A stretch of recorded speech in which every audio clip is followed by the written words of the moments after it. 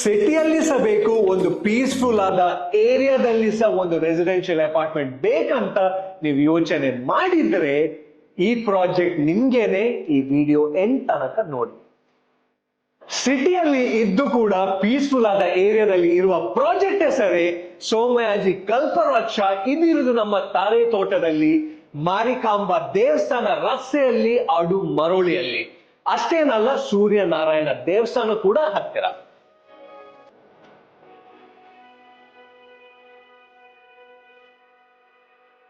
ಸೋಮಯಾಜಿ ಕಲ್ಪವೃಕ್ಷ ಅಂತ ಹೆಸರಿಗೆ ಎಷ್ಟು ಮಹತ್ವ ಕೊಟ್ಟಿದ್ದಾರೆ, ಅಷ್ಟೇ ಮಹತ್ವ ಇಲ್ಲಿದು ವಾಸ್ತುಗೆ ಸಹ ಕೊಟ್ಟಿದ್ದಾರೆ.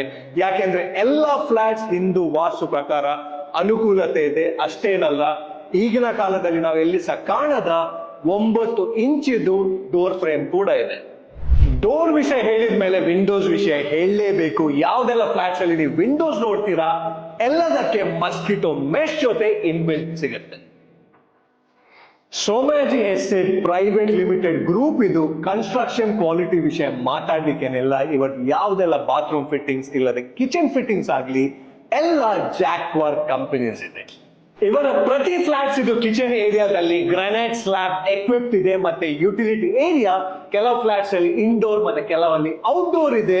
ನಿಮ್ಮ ವಾಷಿಂಗ್ ಮಿಷಿನ್ ಮತ್ತೆ ಸ್ಟೋರೇಜ್ ಆಪ್ಷನ್ಸ್ ಇದೆ. ಇನ್ನೊಂದು ಬೆಸ್ಟ್ ಪಾರ್ಟ್ ಏನಂದ್ರೆ ಇಲ್ಲಿ ಸ್ಪೇಷಿಯಸ್ ಟೆರೆಸ್ ಇದೆ ವಿತ್ ಫುಲ್ಲಿ ಕವರ್ಡ್ ರೂಫ್. ನಿಮ್ಗೆ ಇದನ್ನು ಇನ್ಬಿಲ್ಟ್ ವಾಕಿಂಗ್ ಟ್ರ್ಯಾಕ್ ಆಗು ಯೂಸ್ ಮಾಡಬಹುದು.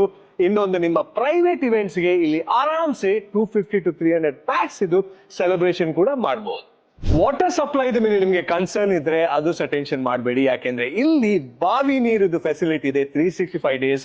ಅಷ್ಟೇನಲ್ಲ, ಆಡ್ ಆನ್ ಕಾರ್ಪೊರೇಷನ್ ವಾಟರ್ ಕೂಡ ಫೆಸಿಲಿಟಿ ಇದೆ. ಸೋಮಯಾಜಿ ಕಲ್ಪವೃಕ್ಷಕ್ಕೆ ವೆಲ್ ಪ್ಲಾನ್ ಪ್ರಾಜೆಕ್ಟ್ ಅಂತ ಡೆಫಿನೆಟ್ಲಿ ಹೇಳ್ಬಹುದು. ಯಾಕೆಂದ್ರೆ ಇಲ್ಲಿ 46 ಫ್ಲಾಟ್ಸ್ ಇದ್ರೂ ಕೂಡ 2 ಲೆವೆಲ್ ಪಾರ್ಕಿಂಗ್ ಇದೆ, -1 ಮತ್ತೆ ಗ್ರೌಂಡ್.